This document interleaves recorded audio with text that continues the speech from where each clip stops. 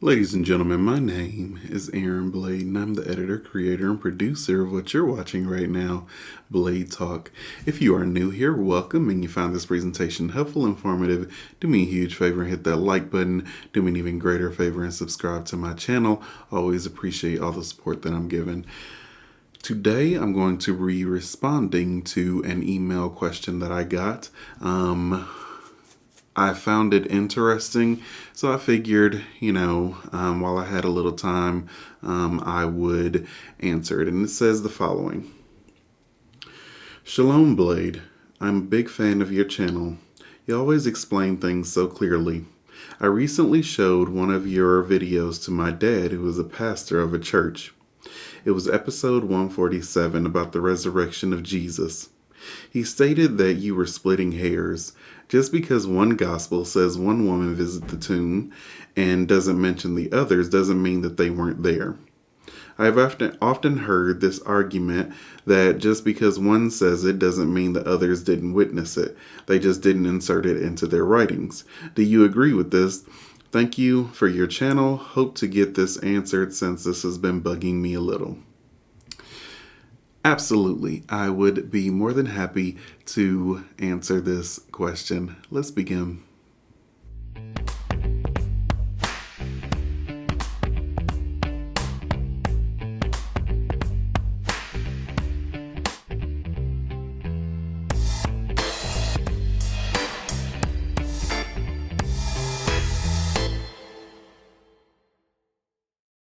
Okay, so I've often heard this argument, right?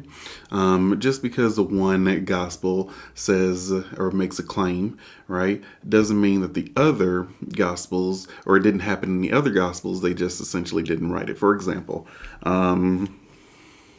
Jesus was baptized, right? But if you read the Gospel of John, the baptism isn't in there, right? So, of course, many Christians will say to this, well, it doesn't mean that he wasn't. John just didn't see fit to essentially put it in his writings, right? So, the problem with this approach is that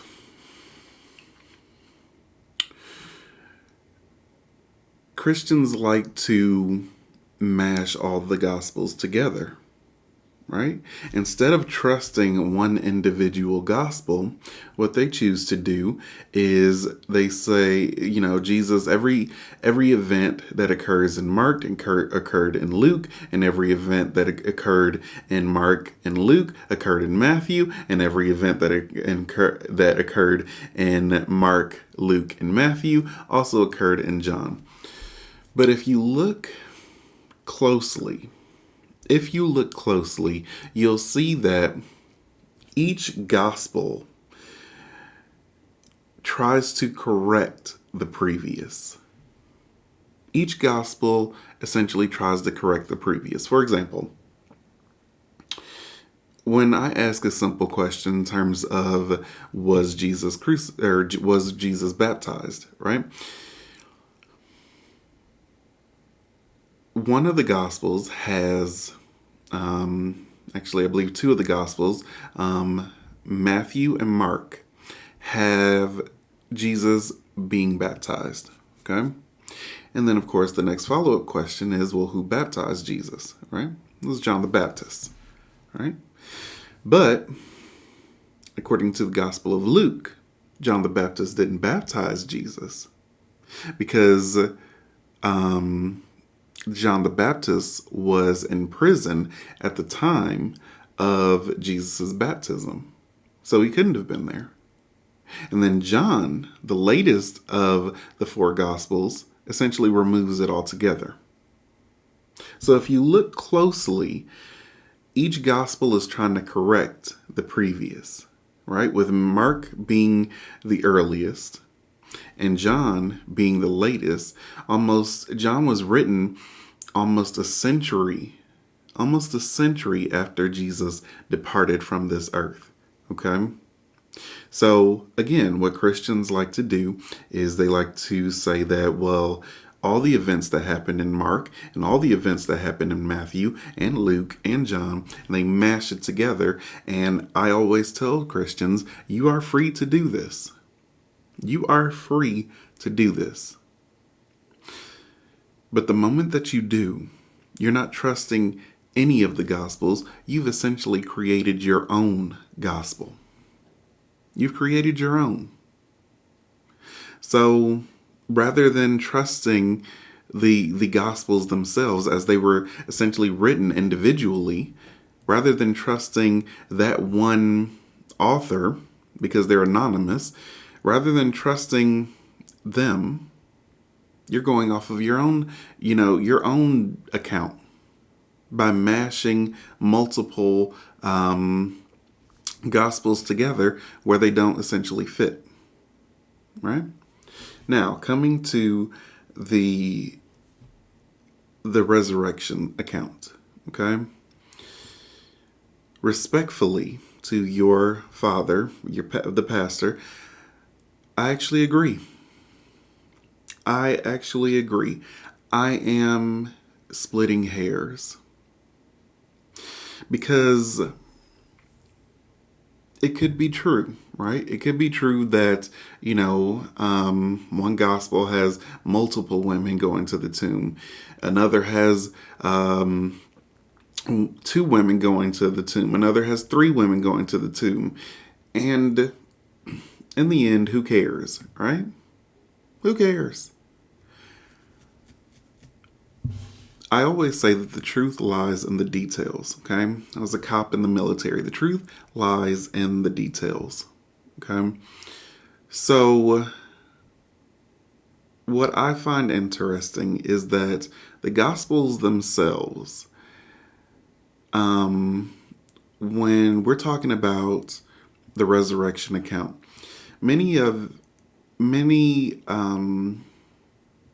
a lot of it depends on deception, sleight of hand, right? Because if you think about it, people are so concerned with the resurrection and the tomb being empty that they're not actually reading what happens prior. So I personally agree that I'm splitting hairs, right? And all I want people to do is to think freely. Think freely. My hope with this channel is to stop the idolatry in the world. Don't associate partners with God, right? I'm not hoping that everybody becomes Jewish. Not at all. Just be a righteous person, worship the one true God, and associate no partners with him.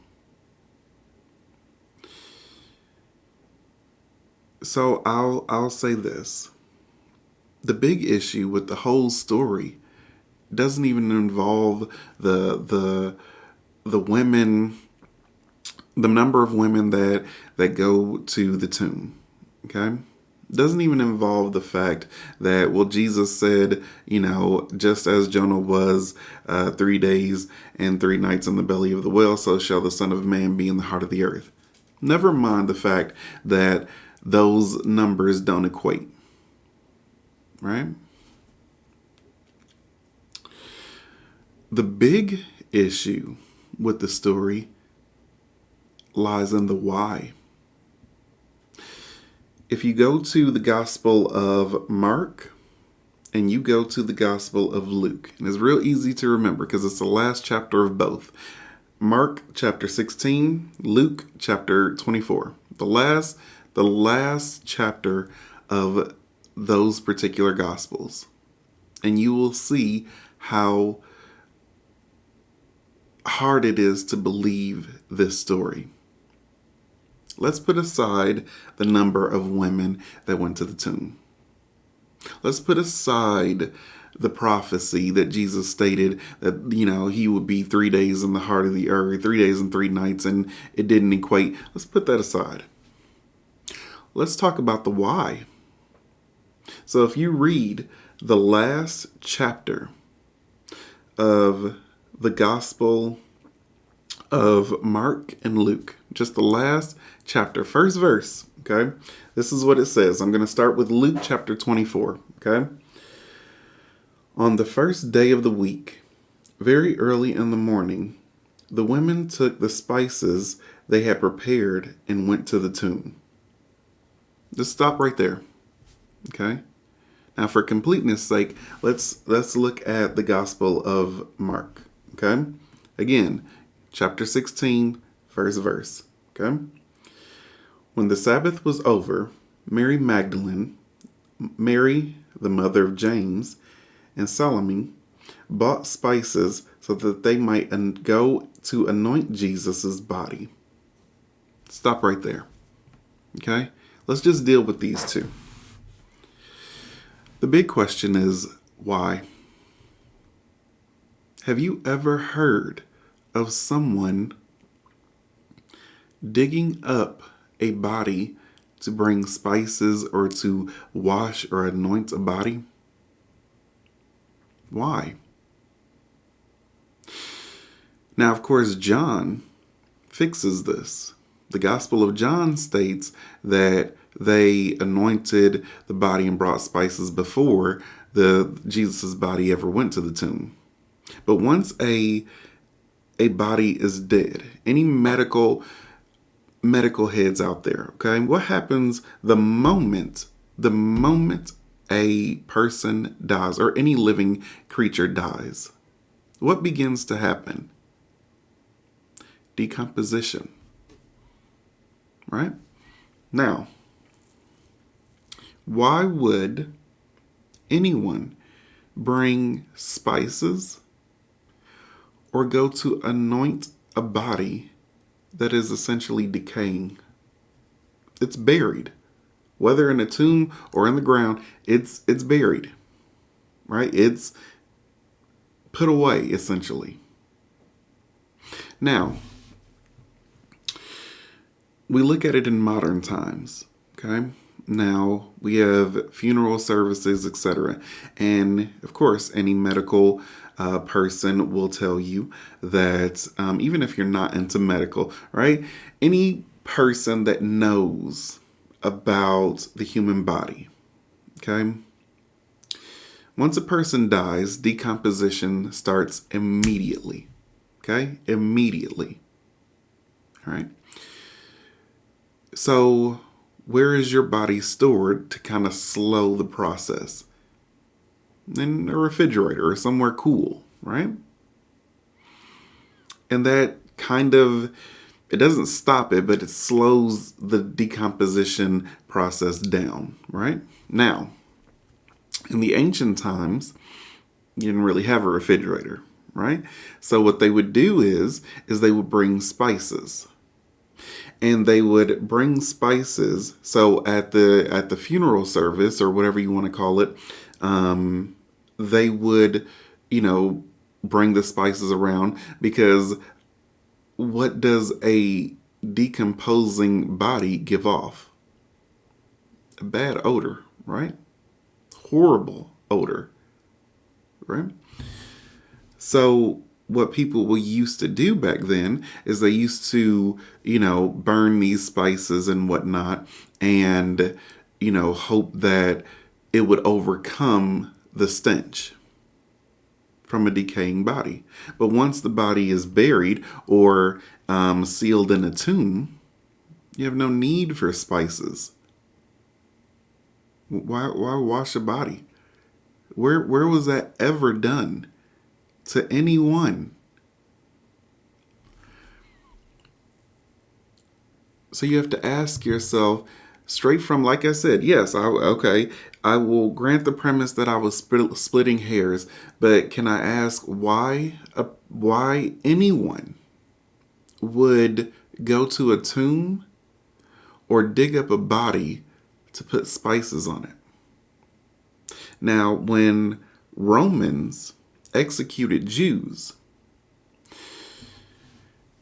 they didn't really have funeral services for that individual because that individual was seen as a criminal, right? The reason that they were executed in such a manner was to inspire fear in the Jews, right? It was to incite fear. There was no funeral service or anything. So you have to ask yourself, why would women bring spices or want to anoint a decaying corpse to begin with? And most people get so caught up in the resurrection account, hence the sleight of hand or the deception tactic, right? They're so caught up in the resurrecting portion of it that the beginning they skip over that, wait, this doesn't even make sense. When was the last time you heard of someone digging up someone's body at your local cemetery to wash it or anoint it or put spices on it? Why? 613 laws that we have as Jews. Not one commands us to do that. In fact, I don't know that any Gentiles, any non-Jews, have such a ritual where a body is buried or in a tomb, and after 3 days, they go and dig it up to put spices on a decaying body. So, to answer your question, in short, sometimes people get so wrapped up in, the miracles or whatever the case may be, that they really skim over the beginning of the story. Paul stated that Jesus appeared to 500 people at one time. Where are those 500 people? What's more, what did he tell them? Right?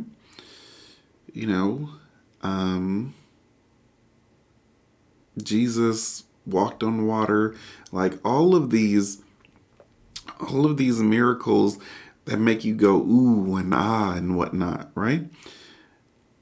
You have to ask yourself why. And that is essentially how I was raised. Why? Don't be afraid to question. Don't be afraid to ask questions.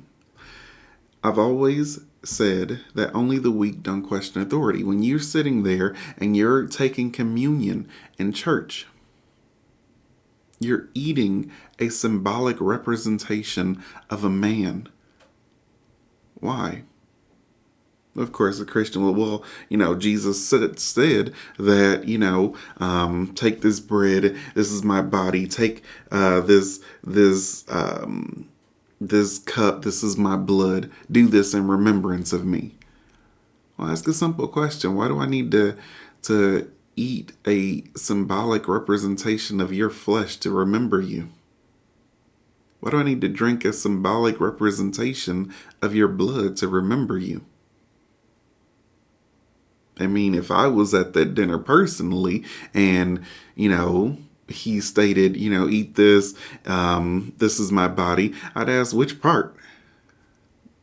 I'm okay. What else you got over there? You got any mashed potatoes or, something else?